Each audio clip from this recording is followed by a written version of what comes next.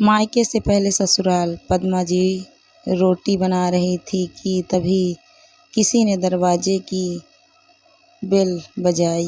बेचारी पद्मा रसोई में अपने हाथों में लगे आटे को धोने तक लगातार दरवाजे की बेल बज रही थी। वह बोल रही थी कि थोड़ा रुको, मैं आ रही हूँ। अब इस उम्र में वह भागकर जा भी नहीं सकती। दरवाज़ा खोलने जैसे ही उसने दरवाज़ा खोला और सामने देखा तो उसकी बेटी रिया दरवाजे के बाहर खड़ी थी। उसे आश्चर्य हुआ कि कुछ बताया भी नहीं, मैंने भी नहीं बुलाया तो रिया अचानक कैसे आ गई। अपनी बेटी को देखकर पद्मा बोली, आने से पहले बताना तो चाहिए था, अकेले ही आई हो क्या? जमाई जी और बच्चे कहाँ हैं? पद्मा ने एक साथ कई सारे सवाल किए। तभी रिया बोली, माँ, क्या कोई अपनी इकलौती बेटी का ऐसे स्वागत करता है? मुझे लगता है कि तुम मुझे अचानक देखकर बहुत खुश होगी और सबसे पहले मुझे गले लगा लोगी, पर यहाँ तो उल्टा ही हो रहा है। शायद तुम दुनिया की पहली माँ होगी जो बेटी को ससुराल से अपने घर आते देख खुश होने की बजाय चिंता में पड़ गई। क्या मैं अकेले इस घर में नहीं आ सकती? क्या हमेशा दामाद और बच्चों के साथ ही आना जरूरी है? ऐसा बोलकर रिया घर में प्रवेश कर गई और अपना सामान रखकर बोली, भाभी कहाँ हैं? भाभी, जल्दी चाय नाश्ता लेकर आओ, आपकी ननद आई है। बहू घर में नहीं है, अपने मायके गई है। माँ ने कहा, अच्छा, इसीलिए तुम घर संभाल रही हो और खाना बना रही हो। तुम्हारी बहू के तो बड़े ठाठ हैं। बहू मौज से घूम रही है और सास घर संभाल रही है। देखो ना, आपने बहू के आने से पहले ही खाना बना कर रखा है। उसे घर आकर कुछ भी काम करने की ज़रूरत ही नहीं पड़ेगी। बड़े नसीब लेकर आई है आपकी बहू, और एक मैं ही हूँ जिसे उसकी सास कभी एक गिलास पानी भी नहीं पूछती। रिया ने ताना मारते हुए कहा, बेटा, प्यार और इज्जत ऐसी चीज़ है जो हम पहले किसी को देते हैं, फिर उससे उपेक्षा रखते हैं कि वह भी हमें वापस दे। माँ ने उसे समझाते हुए कहा। माँ ने आगे कहा, हर एक लड़की को अपने ससुराल में जगह बनानी पड़ती है। वहाँ कुछ भी आसानी से नहीं मिलता। तुम अपनी सास से एक गिलास पानी की उपेक्षा करती हो। तुम तो उनकी बहू हो, क्या तुमने कभी उन्हें एक गिलास पानी दिया है? तुम शादी के बाद ससुराल में रही ही कितने दिन? जब तुम्हारा मन हुआ तब बैग भरी और सीधा मायके आ जाती हो। मायका और ससुराल एक ही शहर में है। इसका मतलब ऐसा नहीं है कि तुम जब चाहो तब मायके आ जाओ और जब तक चाहो उतने दिन रहकर वापस ससुराल चली जाओ। मायके में भी बेटी को मान सम्मान तभी मिलता है जब बेटी ससुराल का मान सम्मान रखकर मायके में कुछ दिनों के लिए आती है। ऐसा हर रोज़ बिना बुलाए, कोई कारण ना होते हुए भी कोई बेटी मायके आती होगी तो उसको साधारणतः पूछताछ भी कोई करता नहीं है। और तुम मेरी बहू को बोलती हो ना, तुम मेरी बहू की बराबरी ही मत करो। वह कभी भी बिन बुलाए अपने मायके नहीं जाती, और गई भी तो वहाँ की कोई भी बात में वह कुछ नहीं बोलती।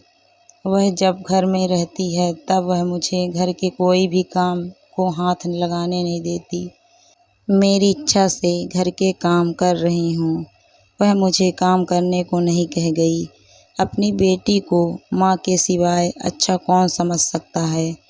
मुझे तुम्हारा स्वभाव अच्छी तरह पता है। तुम्हारे ससुराल में सब लोग अच्छे हैं, तुम ही उनके साथ मिलजुल कर रहना नहीं चाहती। ससुराल तो ससुराल होता है और मायका तो मायका। मायके में घर का काम अपनी मर्जी से होता है। ससुराल में सबसे पहले सबका दिल जीतना पड़ता है, सबको अपना बनाना पड़ता है। उसके लिए छोटों से लेकर बड़ों तक का सबको प्यार करना पड़ता है। सबसे प्यार से बोलकर सबको उनके घर के कामों में मदद करनी पड़ती है। तभी सब लोग घर में आई नई बहू को स्वीकार करते हैं, उन्हें अपना मानते हैं। तुम जिम्मेदारी लेने के लिए तैयार ही नहीं हो, इसीलिए रोज़ रोज़ मायके चली आती हो। यहाँ आकर भी वही करती हो। अभी की ही बात देख लो, घर में कदम भी नहीं रखा, उतने में भाभी को ऑर्डर देना शुरू कर दिया। वह व्यक्ति घर में है या नहीं, वह कैसी है, उसकी तबीयत कैसी है, वह पूछना भी ज़रूरी नहीं समझा।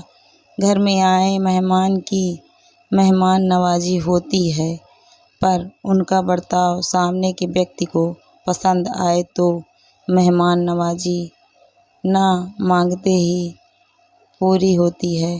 पर तुम्हारा ऐसा बर्ताव मुझे ही पसंद नहीं आता तो तुम्हारे ससुराल के लोगों को कैसे पसंद आएगा। तुम बोलती हो ना मेरे बहू का बहुत ठाठ है, तो वो तो है, सही है।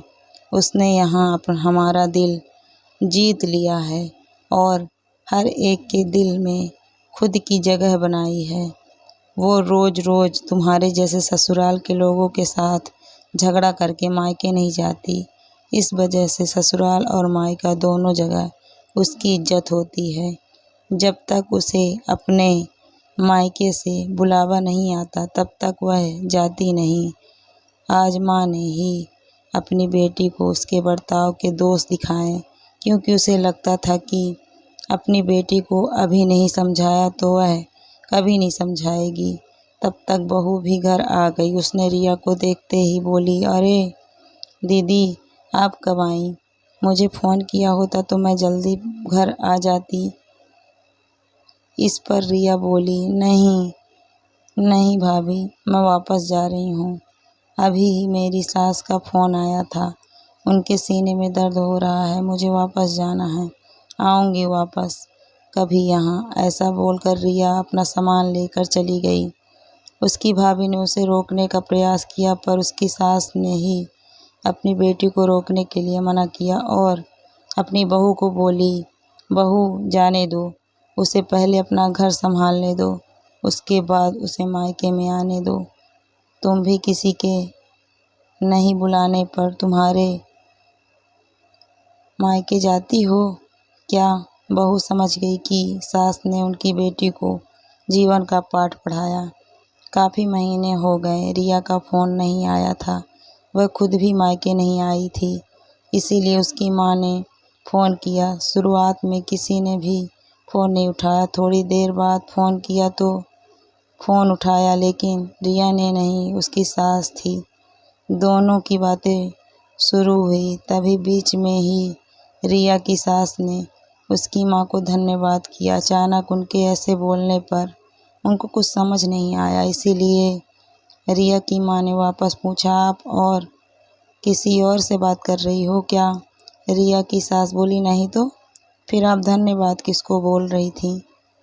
रिया की सास बोली, आपकी बेटी बहुत समझदारी से बर्ताव कर रही है, सभी को अपना बनाने की कोशिश कर रही है, सभी को मनपसंद का खाना बनाकर खिलाती है। घर में बहुत आनंद का माहौल रहता है, कोई भी झगड़ा नहीं है, जैसे स्वर्ग ही बन गया हो मेरा घर। इसीलिए मैं आपको धन्यवाद बोल रही हूँ। आपकी बेटी के अच्छे बर्ताव से यह दिन हमें देखने को मिला। हम बहुत धन्य हो गए। पहले हमें उससे कोई भी अपेक्षा नहीं थी, पर आपने उसे समझाकर भेजा और उसके स्वभाव में बदलाव आया।